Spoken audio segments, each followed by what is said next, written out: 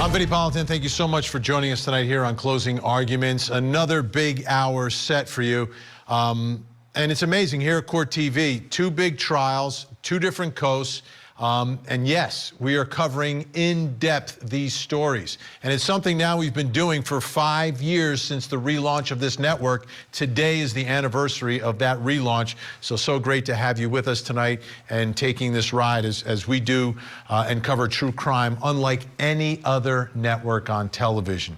So let's get to it. Chad Daybell, the so-called doomsday prophet, back in court today. And this was a tough day.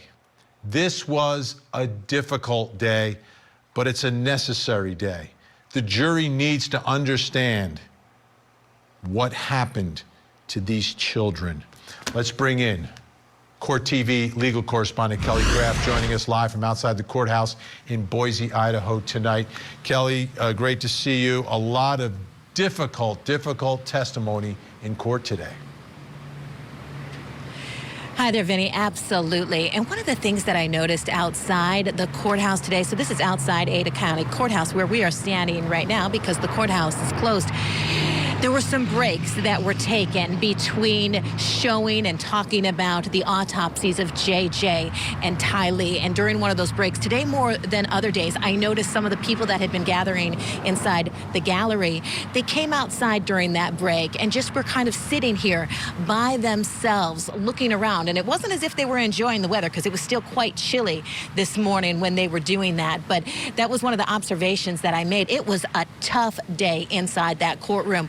Jurors were sobbing, especially the female jurors, as the photographs, the autopsy photographs of JJ and Tylee were viewed. The witness on the stand, the forensic pathologist, Dr. Garth Warren, he was describing those autopsy photos. So a tough day for them. I also caught up with Kay and Larry Woodcock, the biological grandparents of JJ. They said they didn't even want to be inside the courtroom this morning because they did not want to relive seeing or hearing about those autopsy photos again. So a tough day all around here in Boise. Vinny. Okay, so Dr. Warren on the stand. Let's talk first about Tylee's body and the autopsy on Tylee.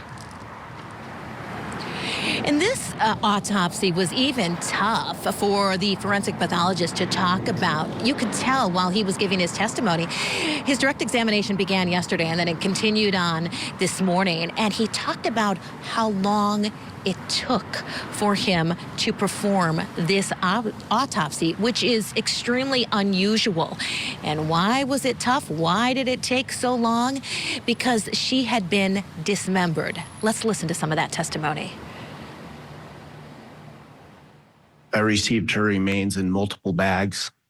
2 bags were in black body bags that were sealed. One of the bags was a brown paper bag with multiple other smaller brown paper bags within that bag. And then we opened each bag and we went through all of the remains. And like I said yesterday, this took about a week. It took a lot of time, but we were able to separate all the debris in the mud, and we were able to get several bones. There were some organs that were still identified, and also some soft tissues that we were able to identify. All of these tissues were charred, they were blackened, they were shrunken. Some of them were partially burned away, so these weren't intact organs that look like normal organs. And the cause of death for Tylee, homicide by unspecified terms. So the forensic pathologist on the stand couldn't even tell, but he also talked about how Tylee found through her medical history that she suffered from panic attacks. So just hearing about her background and what she must have gone through, just you could tell it was very hard, very heavy inside the courtroom today. Okay, how about the little guy, JJ? So he also talked about, the doctor talked about his autopsy and the comparison between doing the autopsy on JJ compared to Tylee. So he said that the autopsy for JJ took 4 hours, so more of the typical length that it takes him to do the autopsy. Let's hear what he had to say about that one. When we opened up the black body bag, JJ was further enclosed within a black tarp with held together with multiple strips of duct tape. Near the top of the head, you can kind of see there's a white plastic bag that's covering his head. And then his face is wrapped with duct tape all the way from the eyes down to the neck. You can also see that his forearms, wrists, and hands are bound with duct tape. The pajama top was soaked with decomposition fluid, and there was mold on the shirt. And then you can see also there's a fair amount of dirt and other debris on the duct tape. And he also talked about some irregular scratches that were on JJ, and some of the testimony was that it could have been because JJ was trying to free himself from the situation that someone had put him in when the autopsy photos of JJ were being shown. So how it's set up, jurors have monitors in front of them and they're able to see those autopsy photos. Chad Daybell the same. We did notice a little bit of a reaction from Chad Daybell. He was kind of shaking his head like this, Vinny, when those autopsy photos were shown. He's usually quite stoic, but he was shaking his head like this. They're in his backyard. Now I understand that Lori's uncle was out there and you had an opportunity to speak with him? He was out here today. This is Rex Connor, and he came and traveled here from Salt Lake along with one of his daughters, and they wanted to be here to listen to the testimony, see what's going on, get inside the courtroom, and he kind of talked about the situation and first how the autopsy photos, which he has seen, were just brutal. And how he said it's so difficult to watch and understand that people you love, and which he was talking about Lori in particular, people you love, he said, slaughter and kill people that you love, talking about Tylee and JJ, because he likes to be known as their great uncle. He likes to be referred to as their great uncle. So he talked about the silver linings, though, in all of this when he comes, like he came to Lori's trial and came to this trial here. Let's listen to a bit of that interview. When I come to the court here and talk to people, there's some people I knew already and others you get close to very quickly, because one of the silver linings of this whole tragedy is that we are all on the same side. We all want justice for these victims. And so that unites us and causes a strange sort of relationship, a strange bond, a strange family, so to speak. And that's been a tremendous silver lining. And Rex has that podcast called Silver Linings, Vinny, in which he talks about this situation, the impact it's had on the family, the division it's caused within the family, understandably. But he said that talking on that podcast really kind of helps him just get through all of this. Yeah, the amount of devastation caused by Lori Daybell, and according to prosecutors, Chad Daybell here, it's immeasurable. Kelly Krapf live in Boise tonight. Thank you so much, Kelly. Let me bring in my special guest, distinguished scholar of applied forensics, host of the Body Bags podcast, and professor of forensics at Jacksonville State University. Joseph Scott Morgan's with us. Before I get into the specifics here, from your perspective, right? Because I sensed from the doctor a feeling that you don't always get from the MEs when they testify. That this one really, really touched him and impacted him. Is it different when it's children, Joseph? Without a doubt, Vinny. Here's the thing, you hear this kind of trope that's out there for people that work in death investigation around it, and they talk about how we speak for those that can no longer speak for themselves. This doctor, you saw that in action today. JJ and Tylee no longer have a voice. That's gone a long time ago.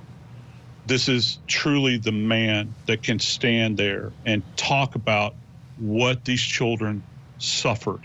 And this is pure suffering, Vin. Make no mistake about it. This is not painless. This was not quick. This was not merciful at all. And yeah, it impacts you in the morgue. It impacts you at the scene when you see this. And, just Tylee's case alone, when he talks about the analysis that had to go on with these charred bits of remains, and, he described them in terms of the body being essentially particulated, where you have these little bits of bone that are left, this dehydrated, remember how he talked about the shrunken tissue. These are dehydrated tissues that weren't only subjected to fire, but it's an ongoing process, a desiccation process that goes on after death. That's what he's having to bear witness to. And mind you, all along, he's having to make sense out of this. Even after all of that time that he stayed there with this precious young woman's body, all those hours, all those days, he still can't tell us specifically what her cause of death was because of the trauma that she had endured. We don't know what it was ante-mortem, before death, but I can tell you there's evidence there after death of what was done to her body. And it sickens even the most, bold among us that see these things day in and day out. I want to listen to a little bit from Dr. Garth Warren here, talking about some of these scratches that he observed on JJ. Let's take a listen. So this is a photograph of JJ's neck. Specifically, it's the left side of his neck. You can see on the upper portion of the photograph is his left ear. And there is a collection of brown to dark brown to red scratch-like abrasions, some of them with dark red hemorrhage that involve the left side of the neck and near the left angle of the jaw.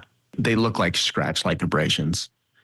So it's important in this case, considering there's a white plastic bag over his head, are these scratch-like abrasions from the individual putting the plastic bag over his head? It could also be from JJ himself trying to get the bag off of his head. I wasn't there. I don't know. But these are the types of things that go through my head. Joseph, there he is in his PJs, the last picture of JJ. The bag over the head, it got to be excruciating for a child.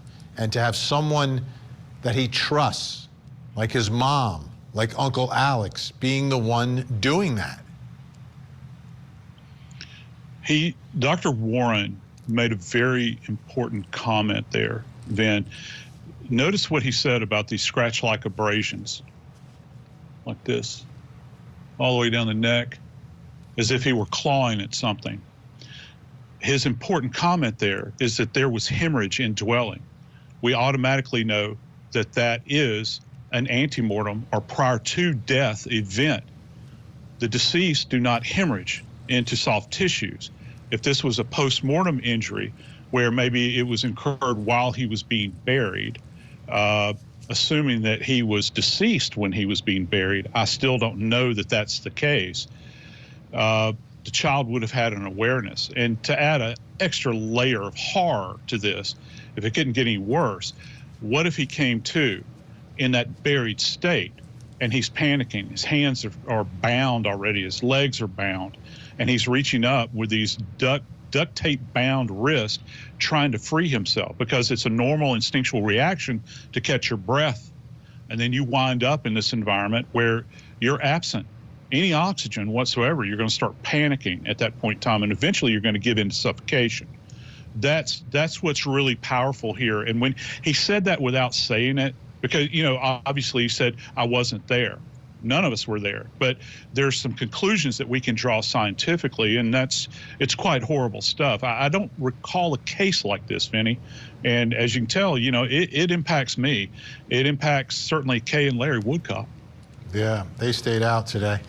Joseph Scott Morgan, thank you so much. Great to have you here. It's a tough day. Thank you for having. This is an important day, Ben. Absolutely. It's an important day. Absolutely. Yep. Thank you. Thanks so much. Thank you.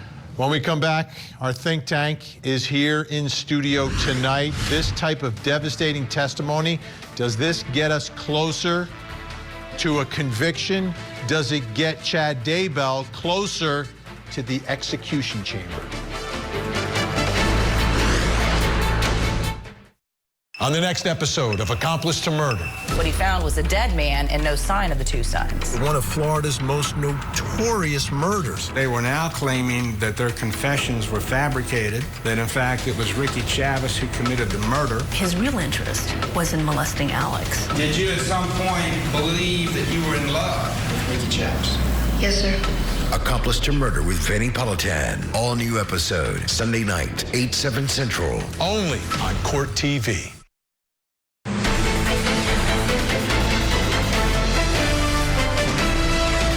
In that text, Chad claimed he'd had an interesting morning, that he'd shot a raccoon, that he'd buried it in what they called the pet cemetery, and that he'd had a fire on the property where he burned some limb debris. When law enforcement finally went to the defendant's property the following June, they didn't find a raccoon. They found Tylee's burnt remains that were buried in the pet cemetery. That text message, he's talking about raccoons in the day. He's talking about the pet cemetery, burning remains. No, that's where Tylee is found. That's where Tylee's found. And you do the whole timeline of it. It's right at the time that she disappeared. I mean, this is bad, bad news for Chad Daybell. Today, I think it was a tough day. It doesn't matter what I think. Let's bring in the think tank. Joining us tonight in studio, criminal defense attorney, entertainment attorney, former assistant DA in Atlanta, Daryl Cohen. Also with us tonight, criminal defense attorney, Emory University law professor, Molly Palmer. And finally, the man behind the glasses, criminal defense attorney, Josh Schiffer. How bad was today for Chad Daybell? It was a great day for the prosecution. If you didn't cry when you were in that courtroom, if you didn't cry when you were the witness, then you have no emotion. I think it was the best day ever for the prosecution, a horrible day for the defense, as it should have been. Yeah, tough to recover from this. There's not going to be a recovery. And I think that we have to remember when you are litigating a death penalty case, as his defense team is, you kind of expect this. You don't go into it being like, we're going to get him. You know, it's more about the procedure, right? When you're a death penalty lawyer, you represent your client kind of for the big picture, right? Because you think that these individuals are entitled to procedure, right? It's more about the procedure. So you sit through days like this, but you certainly don't think you're going to recover. But let's look at the other side of the coin of what today happened. Today, we watched the state, with the best of intentions, with highly trained, caring, considerate, wonderful people, exploit the most vicious, offensive, harmful, hateful images. Injured. Is it exploitation or is it like evidence? Injured 12 jurors who can never forget the horror of what they saw. And they left those photos up and talked about them in order to emotionally drive them to put someone to death. That's what we watched today. And in my opinion, unnecessarily doing that, exploiting those beautiful young innocent children. There's a way around that. There is. It's called stipulations, and you don't have to it's drag called it pleading out. guilty. I start saying, It's called pleading guilty. You can't stipulate to this. The state did exactly what they should have done. They hit it hard, and they left it there for impact. And he'd take life without parole in a heartbeat. You don't plead to death. But you plead guilty and then you have a trial about the death penalty. Yeah, what kind of insanity you're talking about? That happened down in Florida and they were successful with the school shooter. Hence why the insanity portion of that analysis, because that case was so wild, that kid was so broken, people still tried to put him to death, and even Florida wouldn't put that kid to death because he was so incompetent and broken and inappropriate to be put to death for his horrible crimes. Now, Chad Daybell, I have no love lost for him. I believe he should be gone forever. But what I'm talking about here is my complaint is the state using these emotional photographs to harm the jurors. That's not their intent. Yes, it is. Yes, it is. Their intent is not. They're telling the jury what happened. This is what happened. These were the actual remains. This is what happened to JJ. This is what happened to Tylee. A search for the truth needs to include some of the truth, doesn't it? And it doesn't hurt to impact and keep that impact exactly where it should be. On the minds after the jurors have had to view it, let them stay there and let it stay there. And by the way, let it stay there. But isn't it interesting when we consider jurors and the kind of the post-traumatic stress disorder that sometimes they suffer through after having to sit through a trial of this magnitude? And does the state or anybody else in the system follow up and say, look, you guys have been through something extraordinarily heavy. What can we do to support you to emotionally recover from it? It doesn't. The system doesn't accommodate that. And it's an interesting point. I agree with you there. Do more for jurors, especially in a case like this. I mean, because it's over the course of weeks. They are living this. I've been in that jury box in a case much less gruesome and deadly as this one, and you still feel it. You still feel it. I can't imagine what those jurors are going through. But they're the ones, this is our system, they're the ones got to tell us the truth. You don't want professional jurors, I know that. No. You don't want the judge making the decision, right? Absolutely not, because it would be rubber stamp all day. But what I just want everybody to realize is, as awful as this is, we can do this better and more respectfully than allowing folks to exploit especially egregious and horrifying photographs. Okay, maybe I'll agree with them a little bit, Darryl. Is that okay? I don't, not at all. Do more for the jurors. Agree with Molly, 1,000%. All right, good. All right, we're Team Molly tonight. Up next. Why hasn't Chad Daybell been charged with the murder of Lori's fourth husband, Charles Vallow? Wasn't it part of the alleged master plan? Our think tank weighs in. I turned around and he hit me in the back of the head with a bat. So I went to my room and got my gun. I would carry it. You went to your room, meaning the room you're staying in? Yeah. Okay, you brought a gun with you? Yes. Do you always bring a gun? I have a concealed carry always. Okay. Just to be safe.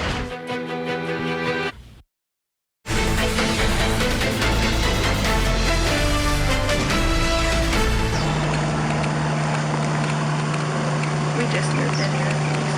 Gotcha. How long have you guys lived here? I'm sorry? How long have you lived here? Like 3 weeks. Oh, geez. Yeah, okay. That's why the neighbors don't know us. Gotcha. Like, hi, neighbor, sorry. Are you working at all? No. Okay. And you're still about 5'6", 120?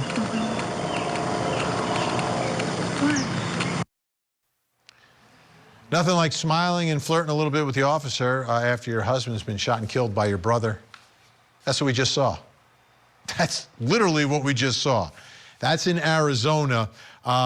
Charles and Lori were married and they were together for years. And they're the ones who adopted JJ and were raising JJ. But these were much happier days. Something happened to Lori, and then she got her brother to shoot and kill him. At least that's what the folks in Arizona are saying, because she's now been charged with Charles's murder. Here she is being interviewed, talking about where she was when Charles was shot and killed. So you heard the shot? Did you actually see the shot, or did you just hear it? I had gone around to the kitchen to get away from him and so back around. So I don't know if he went in the house. I didn't, so I'm at a little bit of a disadvantage. Yeah, so I didn't see the shot. I heard it, and then I came back around and I saw that he was on the ground. Okay, so testimony from a detective from Chandler, Arizona in Boise, talking about Lori's story here and how it's a little inconsistent. And do you recall learning that Lori indicated she'd heard the shot? That's what I was told, yes. And yet she's at the Burger King at approximately 7:54? That's right. And the 911 call does not come in until about 8:36? That's right. These were some takeaways from my analysis based on the claims that we had discussed previously, indicating, as you see on the screen, that it is very likely that Mr. Vallow's device arrived around 7:32 at the Four Peaks address and left around 7:50. And there are multiple instances where that device is then co-located with Ms. Vallow's devices and also her known location from video and other sources. So that seems to support the claim that she left the Four Peaks address with Mr. Vallow's device, which, as I understand it, was claimed to have been after the shooting had occurred. If all of that is true, then there's at least a 45-minute delay between that event and 911 being called. Otherwise, if it wasn't true, then it would be hard to see how they could have witnessed the event as they claimed. What I would say is that if Ms. Vallow makes the claim that she's present for the shooting, which I'm told she did, then the data suggests that either that claim is wrong, she wasn't actually there, or she was there, there was a very long delay before 911 was called. Either of those are possibilities in my mind. Okay, so she's been charged with the murder, right? Alex Cox, if he was still alive, if he didn't die in the toilet, he would be charged as well in Arizona. Meanwhile, that day, before and after, Lori's speaking a lot and communicating a lot with Chad. Take a listen. 7:01 in the morning, the Chad Daybell 0143 number texts the Lori Vallow 9562 number. This is another text, this time incoming to the 0143 number from Lori Vallow's 9562 number. Text going outgoing at 1343 between the same two numbers. This is showing the mapping from Charles's device and then a rather large H-plane for Lori Vallow's device. But on this particular day, these communications were the day Charles Vallow died, correct? That's right. And the communications between Chad and Lori were throughout the day? Yes, as we've seen. They started prior to Charles arriving at Lori's residence? Yes, I believe the first one's in the 6 a.m. hour, Arizona time. And there was a text from Chad to Lori around the same time that Charles Vallow arrived at the residence? From that device to Lori's device, yes. I have no further questions. So they're communicating. Now, let's not forget, Lori's convicted for her role in the murder of Tammy, Chad's wife, but Chad is not charged for anything in the murder of Charles, Lori's husband, right? Like, they're both married when they meet and to other people. Their spouses die, murdered, and then they get married. Yet Chad is not charged here in Arizona for the death of Charles. Why not? Let's bring back in our think tank. Daryl Cohen, Molly Palmer, Josh Schiffer. Why not? Correlation is not causation. And they don't have the facts for those cases. The whole thing, it's one big master plan. Is it? Yeah. Here's the thing. I hate to break it to you, but when it comes to guilt, truth and proof are two totally different things, right? It's not just did he conspire to kill Lori's former husband. It's whether the state can actually prove it. And when you have Alex Cox dead, Lori, she's not going to be cooperative in this prosecution. It's just a lot to prove. You have to have a certain quantum of evidence to get there. And guess what else? Chad Daybell is likely going to get the death penalty. So why waste taxpayers' money in prosecuting him again in another murder? No free crimes. No, I agree with Molly. Do you need motive? Do you guys need motive? Do you need motive? You've got motive, you've got intent, you've got been in mind, you've got evidence. But why bother if he is going to be given the death penalty regardless? Why waste the time of the state, the taxpayers' money, and the emotion of everyone else? All right, I'll give you some motive. You ready? You want some motive? Don't forget that Charles is emailing Tammy, right? Look, take a look. Tammy, my name is Charles Vallow, okay? Tammy, Chad's wife, Charles, Lori's husband. I have some vital and disturbing information regarding your husband and my wife, Lori. This is your work email, so I'll wait to send you the evidence that is very disturbing. You may call or email me from the address where you can receive the information. I apologize to be the one sending this, but something has to be done. I feel it's best if I shed some light on the issue. Regards, Charles Vallow. Charles knows what's going on here. He knows what's going on, and he's telling Tammy.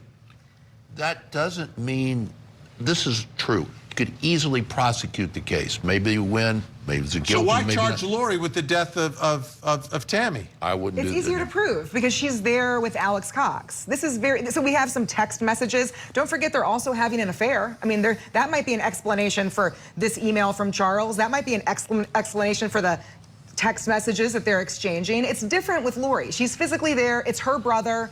It's a very different case when it comes to Chad. I would just leave Chad out of it. Not that it makes him innocent, not that it makes him not guilty, but why bother? Why waste the resources? What reason? It's the same case. Whether this trial we're watching right here is the same case against Lori. It's the same case. But you've still got a judge wearing a black robe. You've still got 12 men and women with alternates. You still have a prosecutor. You still have defense lawyers. You still have witnesses.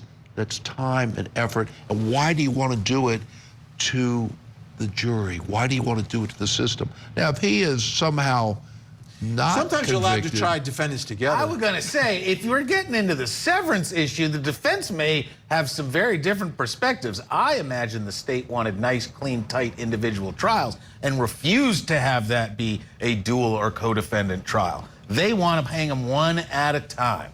All right, we shall see. But anyway, Lori charged in Arizona. We've seen her in court smiling for whatever reason. But the trial against Chad Daybell obviously continuing.